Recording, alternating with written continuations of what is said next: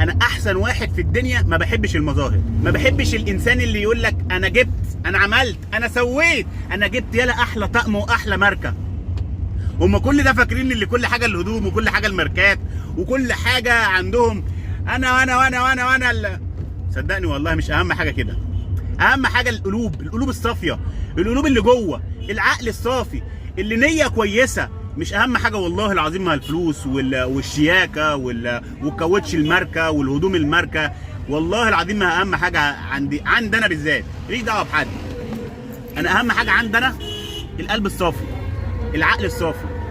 انا بحب عشان انا عايز احبك. ربنا وسع على كل حاجه، عشان كده انا بحبك.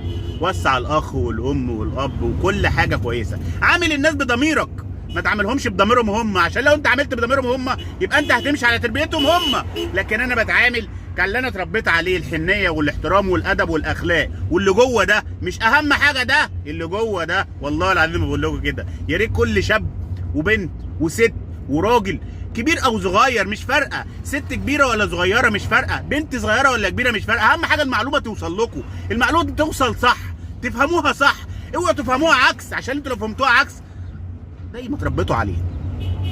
احلى مسا عليكم.